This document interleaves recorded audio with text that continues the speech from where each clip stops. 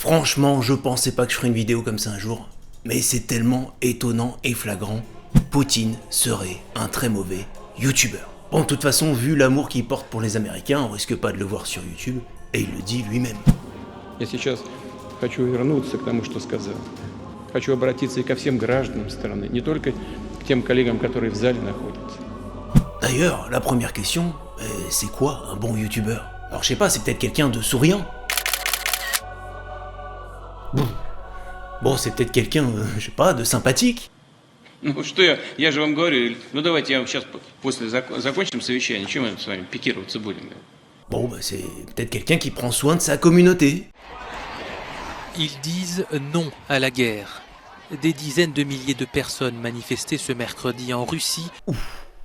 Bon, bah c'est peut-être quelqu'un d'honnête. Ils attendaient de lui qu'il soit un chef travailleur et ascétique. Il s'avère qu'il est devenu un homme qui s'enrichit de manière obscène, grâce à la corruption et au pillage de la nation russe. Bref, le youtubeur parfait, c'est un peu un héros des temps modernes.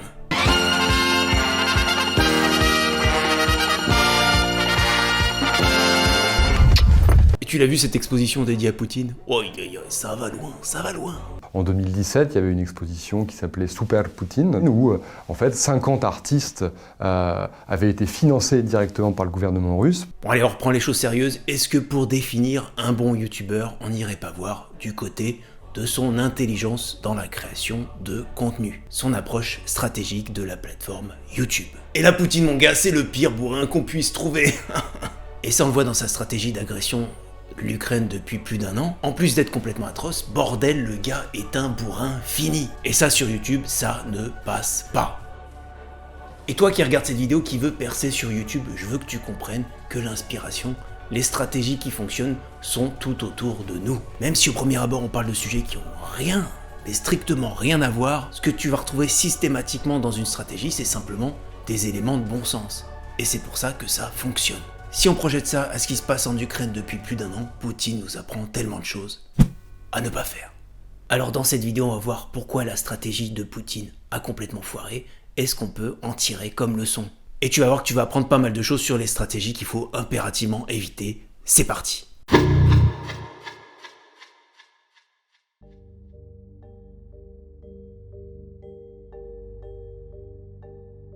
Le 24 février 2022, le président russe Vladimir Poutine annonce une opération militaire spéciale pour défendre les républiques séparatistes dans le Donbass, dont il vient de reconnaître l'indépendance. Poutine dit vouloir dénazifier l'Ukraine et exige la garantie que Kiev n'entrera jamais dans l'OTAN. L'armée russe bombarde les installations stratégiques. En quelques jours, les blindés et les troupes russes arrivent massivement dans le pays, du sud vers le nord et de l'est vers l'ouest. Poutine veut terroriser les populations et déstabiliser le gouvernement ukrainien pour prendre le contrôle du pays. Mais il est confronté à une réaction inattendue des Ukrainiens, la résistance se met en place. On a entendu parler dans les médias de la stratégie éclair. Bon, moi je vais être un peu moins classe, je vais appeler ça la stratégie du bourrin. Alors pourquoi la stratégie du bourrin n'a pas fonctionné en Ukraine? Et qu'est-ce qu'on peut en tirer comme enseignement pour ce qui nous concerne, notre stratégie de contenu? Les Russes pensaient que la population ukrainienne était, comme qui dirait, acquise. Et ils s'attendaient pas du tout à une telle résistance. L'armée s'est retrouvée littéralement face à un mur jaune et bleu. L'Ukraine, c'est un grand pays et pour monter une opération militaire de cette envergure, il faut quand même occuper tout le pays. Alors du coup, la Russie a tapé dans ses ressources et du coup, son armée, surtout une armée d'appelés avec très peu d'expérience. D'autant que les soldats russes étaient assez mal informés et ils comprennent pas vraiment pourquoi ils se battent contre leurs cousins ukrainiens. La résistance ukrainienne, comme je le disais, Poutine s'y attendait pas du tout. Du coup, les soldats russes se sont vite retrouvés à court de ressources. Ils ont dû organiser un réapprovisionnement en laissant sans nourriture dans des conditions chaotiques. Les soldats russes s'épuisent très vite, ils doutent, ils sont complètement démotivés. Ces jours-ci, l'armée russe fait la plus belle démonstration possible, elle montre son dos. Et au final, c'est un bon choix pour eux de s'enfuir. Il n'y a pas et il n'y aura pas de place pour les occupants en Ukraine. Alors quel enseignement on peut tirer de tout ça? La stratégie du bourrin, ça demande beaucoup d'énergie et de ressources. Et si t'es mal préparé, t'as de fortes chances d'aller droit dans le mur. Même si tu crois connaître ton adversaire, tu n'es pas à l'abri d'une surprise. C'est très bien d'avoir confiance en soi et ses capacités, mais il faut aussi avoir conscience de ses points faibles. Alors je dis pas que c'est une stratégie qui ne peut pas fonctionner en création de contenu, mais en faisant tes 10 vidéos par semaine, tu risques de t'épuiser, et si les résultats en plus sont pas au rendez-vous, alors là tu vas rentrer dans une spirale de défaite et de démotivation, et c'est fini. C'est ce qui va t'amener à l'abandon. Alors bien sûr tu peux être tenté de faire appel à un soutien extérieur, un soutien plus expérimenté. Alors qu'est-ce qui nous a fait le Poutine encore ? Voilà une stratégie que Poutine adore, faire appel à des milices privées, des mercenaires, le fameux groupe Wagner. Wagner, c'est le Joker de Poutine. Mais pourquoi se cacher derrière un groupe privé ? Le principe, mener une opération en restant le plus flou possible sur la chaîne de commandement. De quoi permettre ensuite aux responsables politiques de nier ou de se dédouaner. Et bien sûr, il n'y aura toujours... Et oui, c'est le concept. Ce n'est pas l'État. Elle ne reflète pas les intérêts de l'État russe. C'est une entreprise privée avec des intérêts privés. Du coup, les crimes de guerre, ça passe crème, c'est pas moi, c'est Wagner. Le groupe Wagner a notamment joué un rôle important en Centrafrique, notamment au Mali, pour parasiter l'intervention de l'armée française. Un tweet émis par un faux compte dénonce un crime contre le peuple malien par les Français et évoque des images de cadavres à Gossi. Et voici les images du même moment, tournées par l'armée française. On y voit dès le lendemain, mercredi 20, un aller-retour de véhicules de fabrication chinoise utilisés par l'armée malienne et les mercenaires de Wagner. Alors pourquoi vous allez me dire ? C'est certainement pour décrédibiliser l'action occidentale dans le monde et aussi pour des intérêts financiers. On connaît notamment les activités de la société Lobai Invest. Une société enregistrée en Centrafrique en 2017 pour exploiter des mines.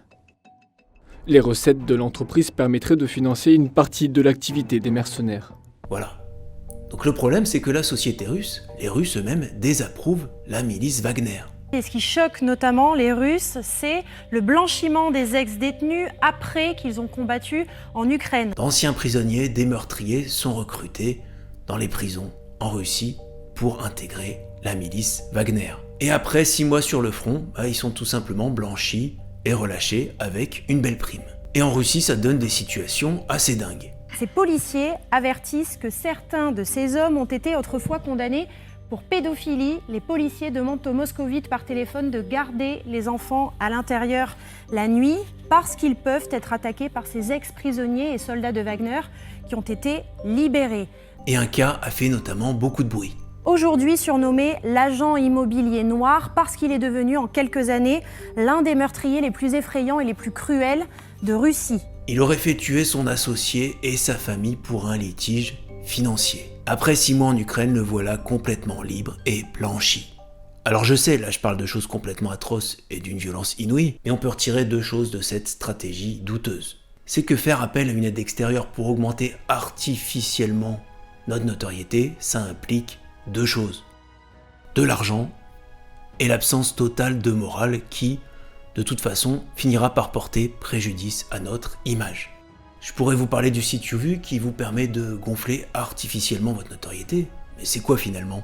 C'est du vent. La triche finit toujours par être pénalisée et ça n'apporte strictement rien. Et au contraire, YouTube sait détecter ces faux comptes et il va pénaliser ta chaîne si tu fais appel à ce genre de service. Et tu as plein d'outils sérieux sur le marché qui peuvent t'aider à gagner du temps, et ça, c'est un autre problème de la stratégie poutinesque. Le budget militaire russe est juste colossal. Près de 65 milliards de dollars et le ministre russe de la Défense a annoncé que le budget allait augmenter de 150% en 2023. C'est le 4e budget mondial, mais bon, à côté des Américains avec les 700 milliards de dollars, finalement c'est pas grand chose. Et la Russie prépare depuis longtemps ce conflit. Son budget militaire a triplé en moins de 20 ans. En 2004, il était à 21 milliards. Mais quand on prépare une attaque d'une telle ampleur, il faut beaucoup de ressources, et finalement 65 milliards, c'est pas grand chose. D'autant que les Russes investissent énormément dans l'arsenal nucléaire. C'est certainement la puissance mondiale la mieux équipée en armes nucléaires.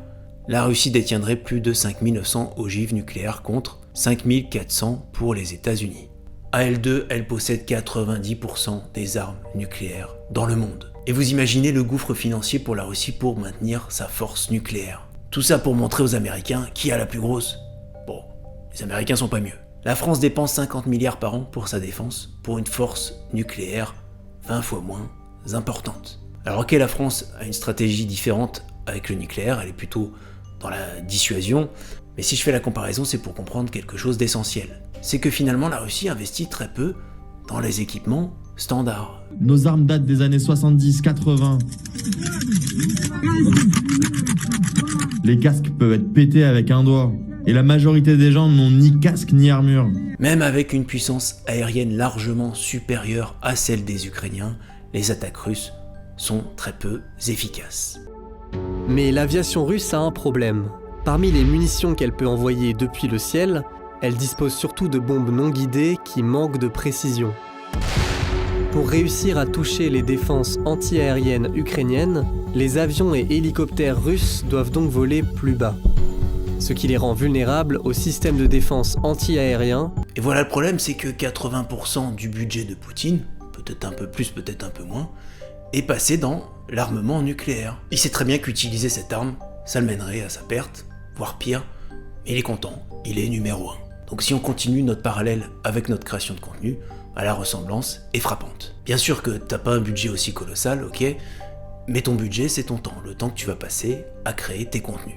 Et ton temps est précieux, et si tu l'utilises mal, les résultats vont être catastrophiques. Tu connais peut-être ou pas cette loi de Pareto qui dit que 80% de tes résultats sont le résultat de seulement 20% de ton travail. Et donc on peut dire à l'inverse aussi que 80% de ce que tu fais va te donner peu de résultats. Et c'est là que l'analyse de ton travail est hyper important.